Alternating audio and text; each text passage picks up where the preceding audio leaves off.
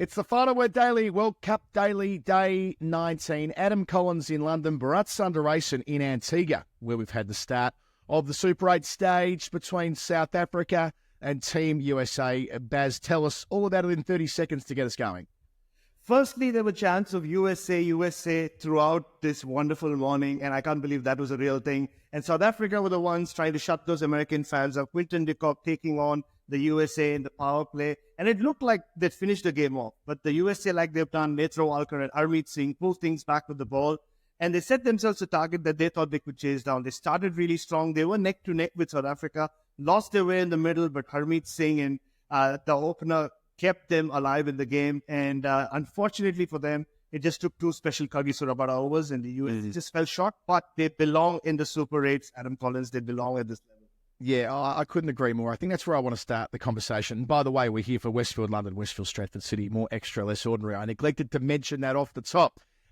They do belong. Increasingly, it feels that way. I mean, they finish with 176 for 6. They were chasing 195. And even the way they Travalco, that 19th over, it should have been 200 plus from the platform that was laid, the 110-run partnership at like 14 and over between de Kock and the captain Markram. Got onto that stage where in T20 cricket we're watching, certainly the IPL that preceded this World Cup, that's a 200-plus platform. They keep them, dare I say it, to 194, and they look a likely type.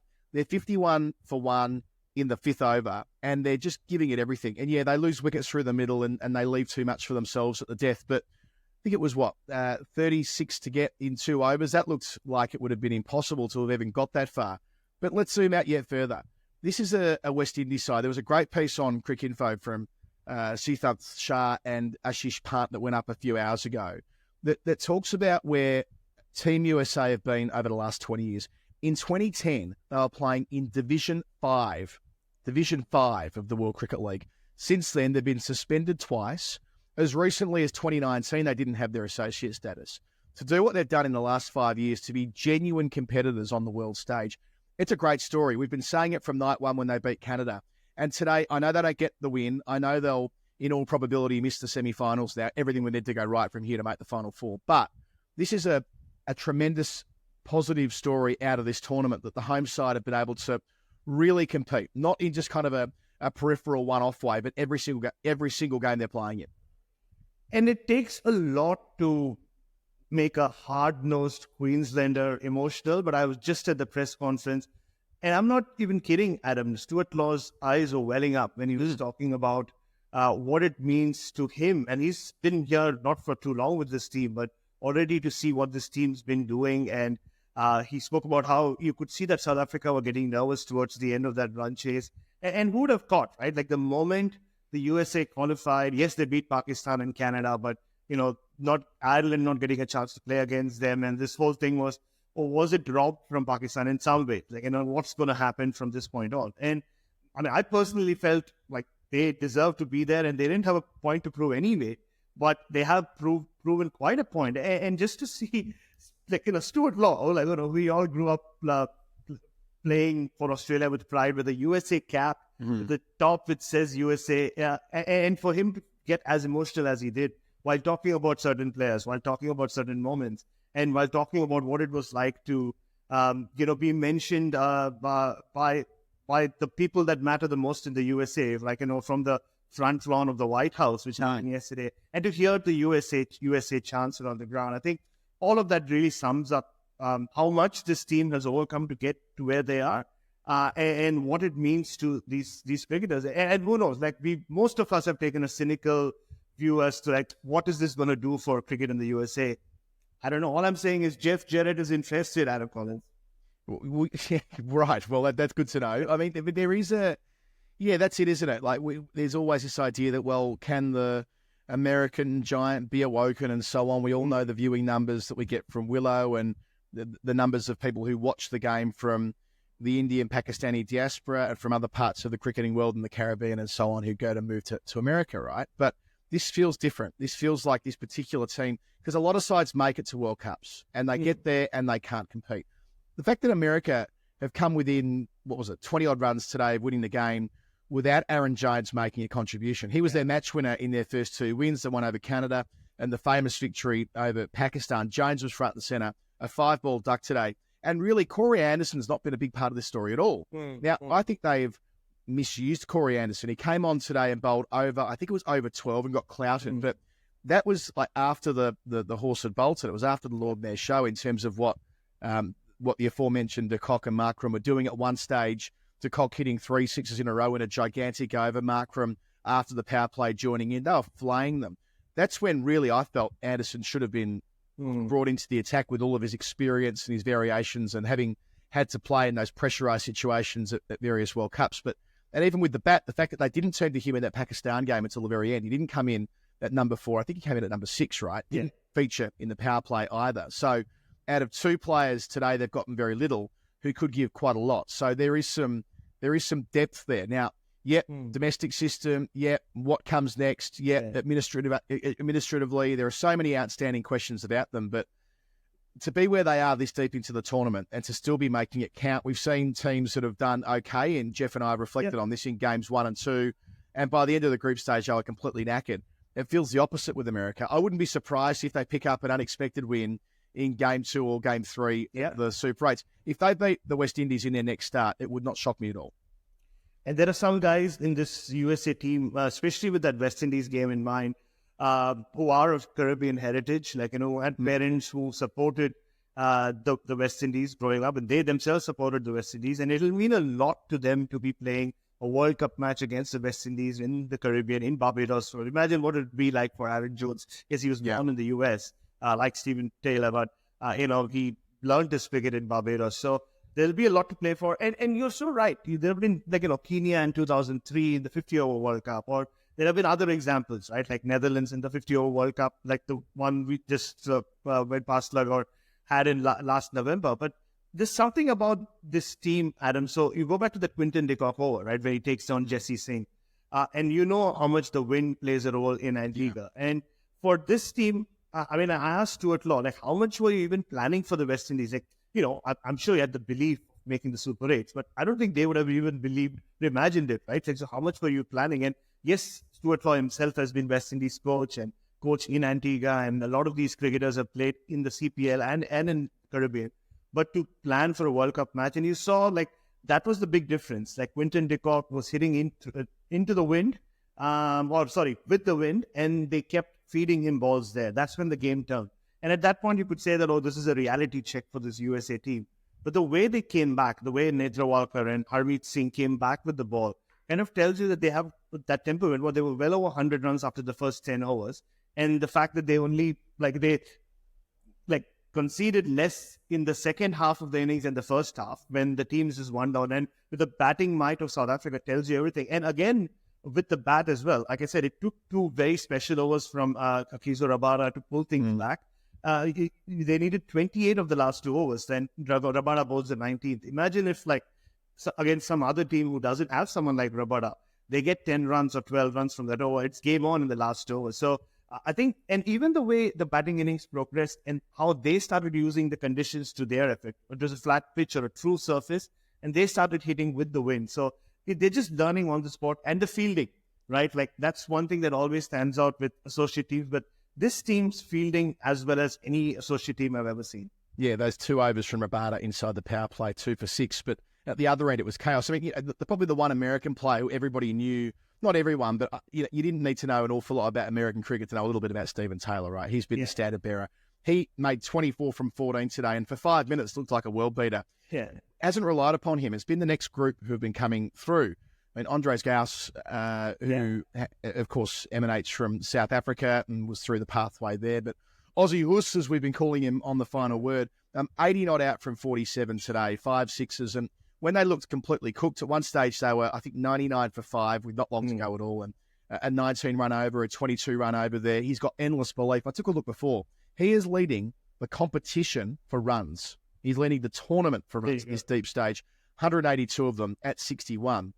As for Nedrawalkar, he's taken 12 wickets at 11, going at 5 and over. If you're picking the team of the tournament right now, they're both in it.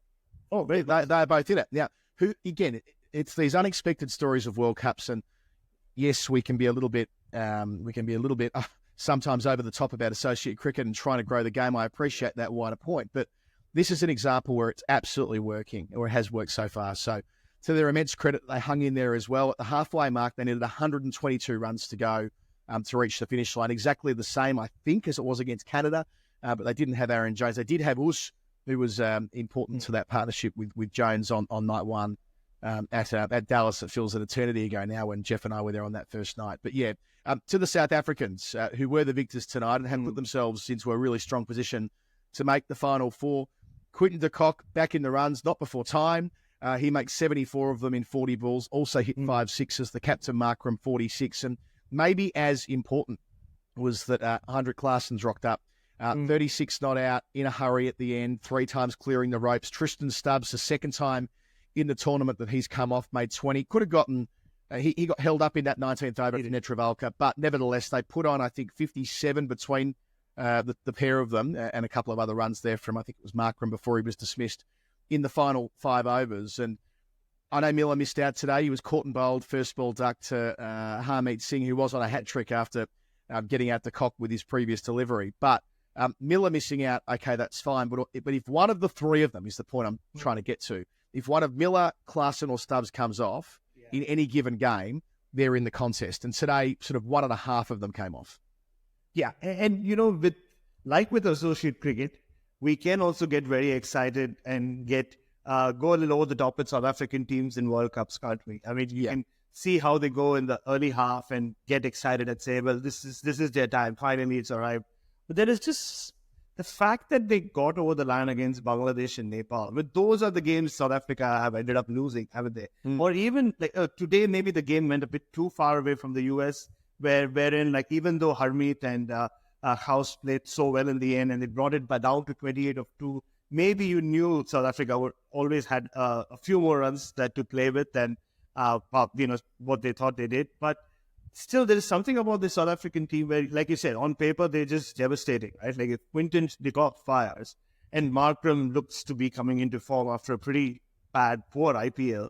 And then, there's also the experience of Reza Hendricks. And those 3, those 3, any of them comes off, they can just kill the game. And they have such good variety in their bowling attack, right? Like Rabada has been on and off as a death bowler throughout his career, right? But just what he's been doing in this tournament, he seems to be on top of his game. I asked him a pretty lengthy question, Adam, right now in the press conference about the thing that You asked a lengthy question at the press conference. Yeah, how surprising, right?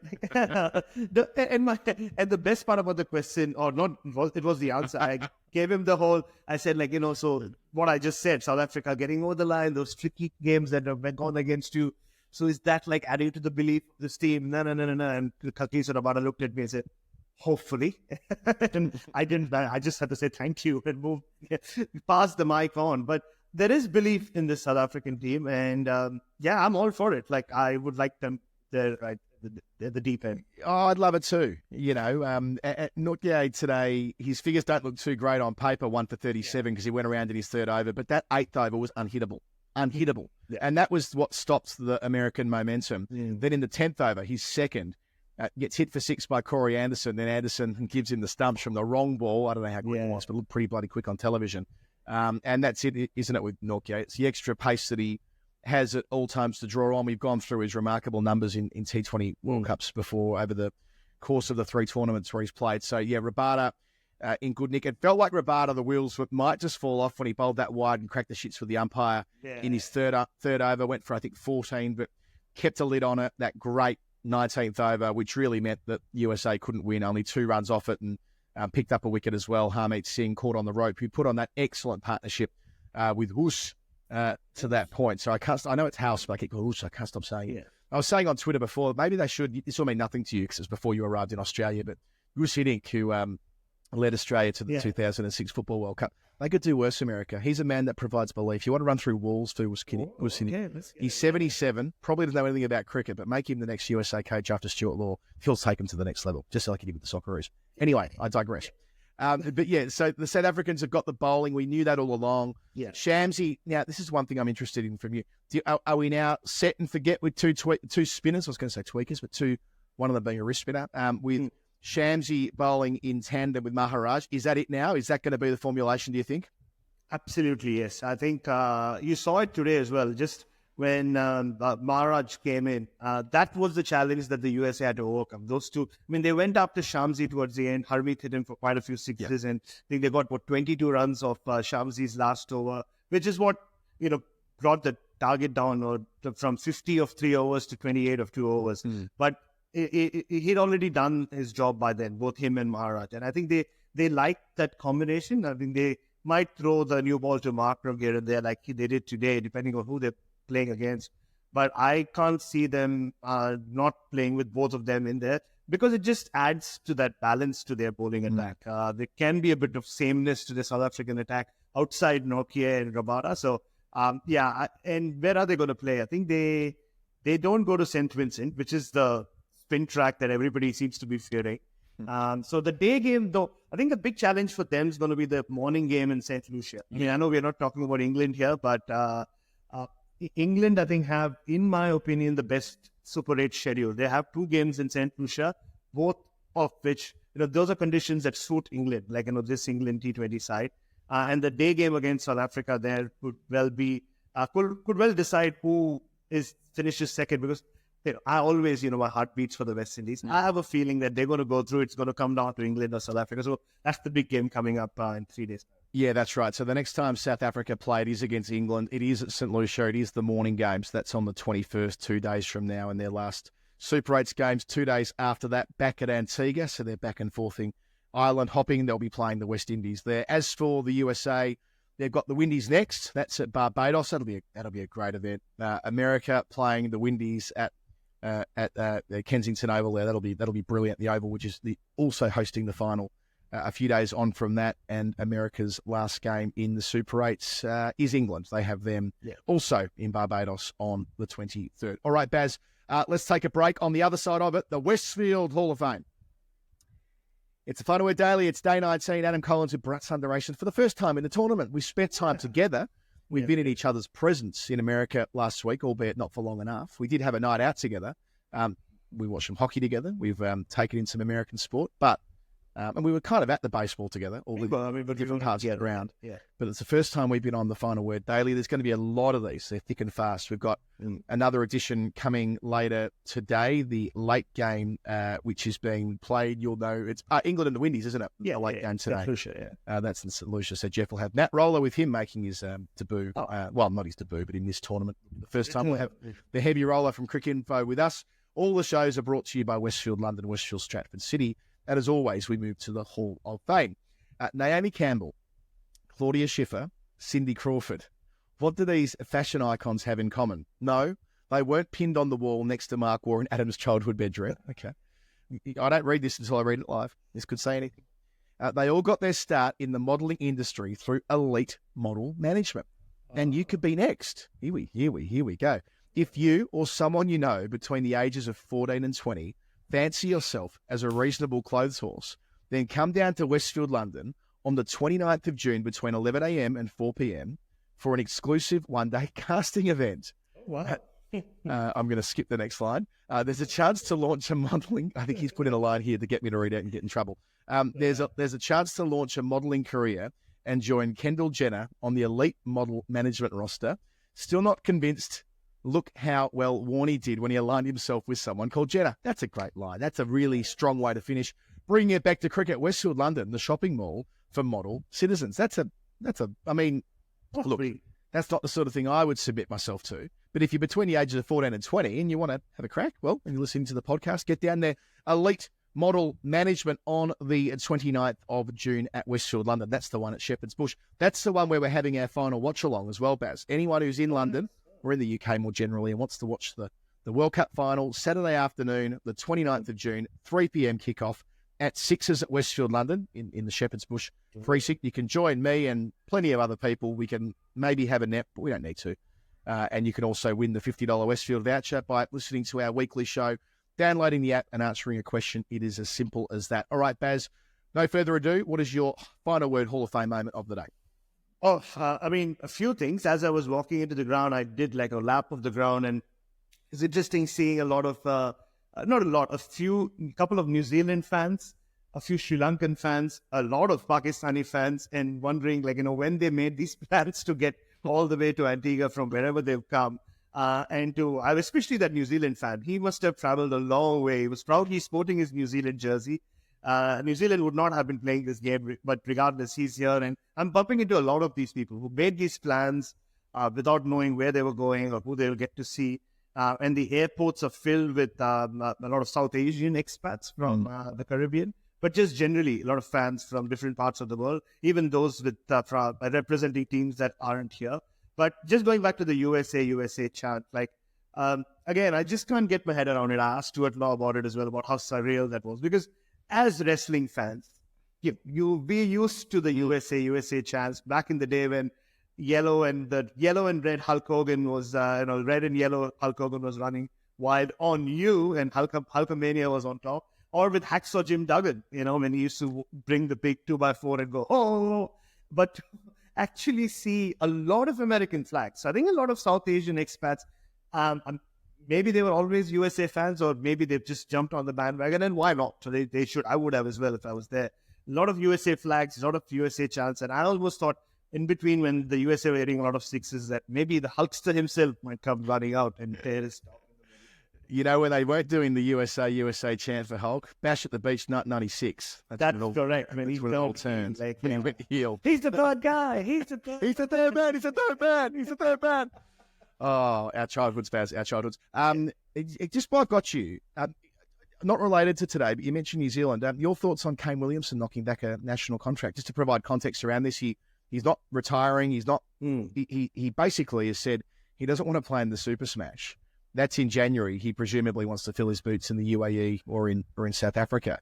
So he's declined a national contract on that basis. It's jarring on one hand. On the other, I suppose we are increasingly used to these kind of announcements coming out of New Zealand. I'm interested in how you saw that.